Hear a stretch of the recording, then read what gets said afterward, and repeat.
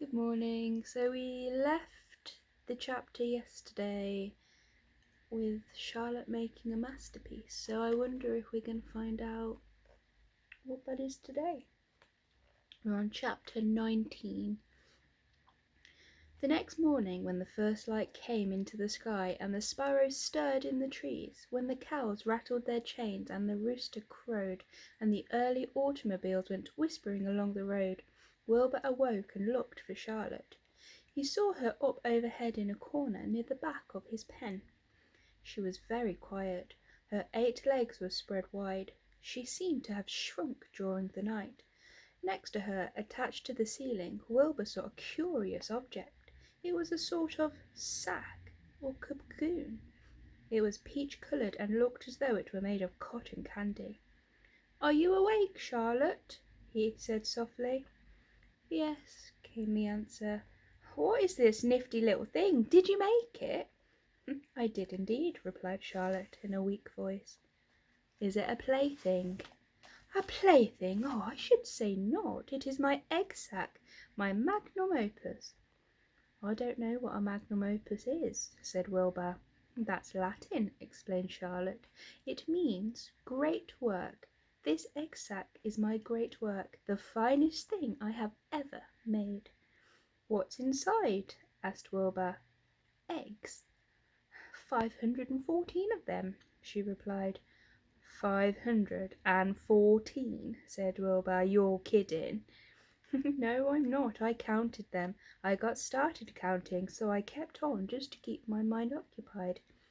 "It's a perfectly beautiful egg sack," said Wilbur, feeling as happy as though he had constructed it himself. "Yes, it is pretty," replied Charlotte, patting the sack with her 2 front legs. "Anyway, I can guarantee that it is strong. It is made out of the toughest material I have. It is also waterproof. The eggs are inside and will be warm and dry." "Charlotte," said Wilbur dreamily, "are you really going to have 514 children?" "If nothing happens, yes," she said. "Of course they won't show up until next spring." Wilbur noticed that Charlotte's voice sounded sad. "What makes you so downhearted? I should think you'd be terribly happy about this." "Oh, don't pay attention to me," said Charlotte. "I just don't have much pep any more, I guess. I feel sad because I won't ever see my children." "What do you mean you won't see your children? Of course you will. We'll all see them. It's going to be simply wonderful next spring in the barn cellar, with 514 baby spiders running around all over the place. And the geese will have a new set of goslings, and the sheep will have their new lambs." "Maybe," said Charlotte quietly. "However, I have a feeling I'm not going to see the results of last night's efforts. I don't feel good at all. I think I'm languishing, to tell you the truth." Wilbur didn't understand the word language, and he hated to bother Charlotte by asking her to explain, but he was so worried he felt he had to ask. "What does languishing mean?" "It means I'm slowing up, feeling my age. I'm not young any more, Wilbur, but I don't want you to worry about me. This is your big day. Look at my web. Doesn't it show up well with the dew on it?" Charlotte's web never looked more beautiful than it looked this morning. Each strand held dozens of bright drops of early morning dew. The light from the east struck it and made it all plain and clear. It was a perfect piece of designing and building. In another hour or two a steady stream of people would pass by, admiring it and reading it and looking at Wilbur and marvelling at the miracle. As Wilbur was studying the web, a pair of whiskers and a sharp face appeared. Slowly Templeton dragged himself across the pen and threw himself down in a corner. "Oh, I'm back," he said in a husky voice. "Oh, what a night!" The rat was swollen to twice his normal size. His stomach was as big and round as a jelly jar. "Oh, what a night!" he repeated hoarsely. "Oh, what feasting and carousing! Oh, a real gorge!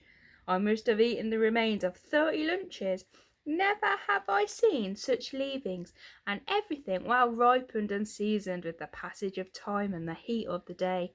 Oh, it was rich, my friends, rich." You ought to be ashamed of yourself, said Charlotte in disgust. It would serve you right if you had an acute attack of indigestion. Oh, don't worry about my stomach, snarled Templeton. It can handle anything. And by the way, I've got some bad news. As I came past the pig next door, the one that calls himself Uncle, I noticed a blue tag on the front of his pen. That means he's won first prize. I guess you're licked, Wilbur. You might as well relax. Nobody's going to hang a medal on you. Furthermore, I wouldn't be surprised if Zuckerman changes his mind about you. Wait till he gets hankering for some fresh pork and smoked ham and crisp bacon. He'll take the knife to you, my boy. Oh, be still, Templeton, said Charlotte. You're too stuffed and bloated to know what you're saying. Don't pay any attention to him, Wilbur. Wilbur tried not to think about what the rat had just said. He tried to change the subject. Templeton, said Wilbur, if you weren't so dopey, you would have noticed that Charlotte has made an egg sack. She is going to become a mother, for your information. There are 514 eggs in that peachy little sack. Is this true? Asked the rat, eyeing the sack suspiciously.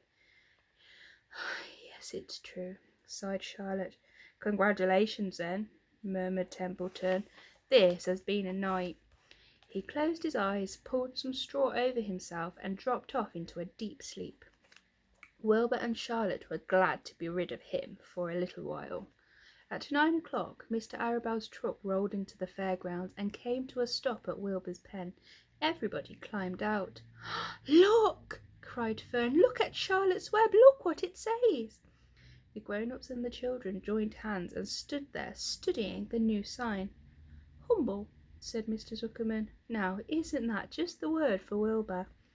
Everybody rejoiced to find that the miracle of the web had been repeated. Wilbur gazed up lovingly into their faces. He looked very humble and very grateful. Fern winked at Charlotte. Lurvy soon got busy. He poured a bucket of warm slops into the trough, and while Wilbur ate his breakfast, Lurvy scratched him gently with a smooth stick. Wait a minute, cried Avery. Look at this. He pointed to the blue tag on Uncle's pen. This pig has won first prize already. The Zuckermans and the Arabels stared at the tag. Mrs. Zuckerman began to cry. Nobody said a word. They just stared at the tag. Then they stared at Uncle. Then they stared at the tag again. Lurvy took out an enormous handkerchief and blew his nose very loud. So loud, in fact, that the noise was heard by stable boys over at the horse barn. Can I have some money? Asked Fern. I want to go out on the midway. You stay right where you are, said her mother. Tears came to Fern's eyes. What's everybody crying about? Asked Mr. Zuckerman. Let's get busy. Edith, bring the buttermilk. Mrs. Zuckerman wiped her eyes with her handkerchief. She went to the truck and came back with a gallon jar of buttermilk. Bath time, said Zuckerman cheerfully. He and Mrs. Zuckerman and Avery climbed into Wilbur's pen. Avery slowly poured buttermilk on Wilbur's head and back, and as it trickled down his sides and cheeks, Mr. and Mrs. Zuckerman rubbed it in to his hair and skin. Passers-by stopped to watch.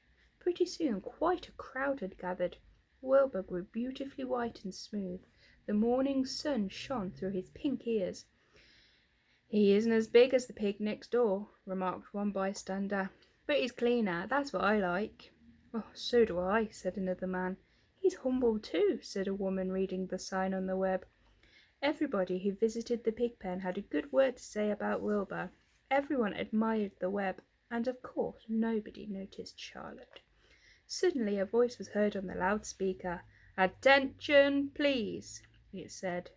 Will Mr. Homer Zuckerman bring his famous pig to the judges' booth in front of the grandstand? A special award will be made there in 20 minutes. Everyone is invited to attend. Crate your pig, please, Mr. Zuckerman, and report to the judges' booth promptly. For a moment after this announcement, the Arabels and the Zuckermans were unable to speak or move. Then Avery picked up a handful of straw and threw it high in the air and gave a loud yell. The straw fluttered down like confetti into Fern's hair. Mr. Zuckerman hugged Mrs. Zuckerman. Mr. Arabel kissed Mrs. Arabel. Avery kissed Wilbur. Lurvy shook hands with everybody. Fern hugged her mother. Avery hugged Fern. Mrs. Arabel hugged Mrs. Zuckerman. Up overhead in the shadows of the ceiling, Charlotte crouched unseen. her front legs encircling her egg sac. Her heart was not beating as strongly as usual. She felt weary and old, but she was sure at last that she had saved Wilbur's life, and she felt peaceful and contented. "We have no time to lose," shouted Mr. Zuckerman. "Lurvy, help me with the crate."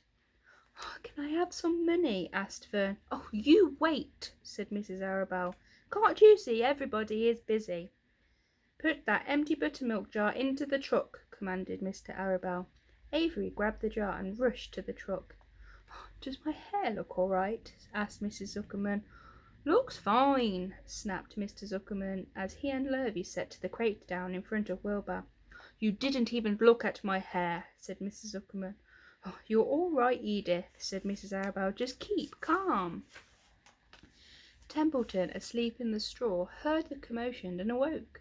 He didn't know exactly what was going on, but when he saw the men shoving Wilbur into the crate, he made his mind up to go along. He watched his chance, and when no one was looking, he crept into the crate and buried himself in the straw at the bottom. "All ready, boys," cried Mr. Zuckerman. "Let's go." He and Mr. Arabelle and Lurvy and Avery grabbed the crate and boosted it over the side of the pen and up into the truck. Fern jumped aboard and sat on top of the crate. She still had straw in her hair and looked very pretty and excited. Mr. Arabelle started the motor. Everyone climbed in, and off they drove to the judge's booth in front of the grandstand. As they passed the Ferris wheel, Fern gazed up at it and wished she were in the topmost car with Henry Fussy at her side. How exciting! Let's see what this award is he's won.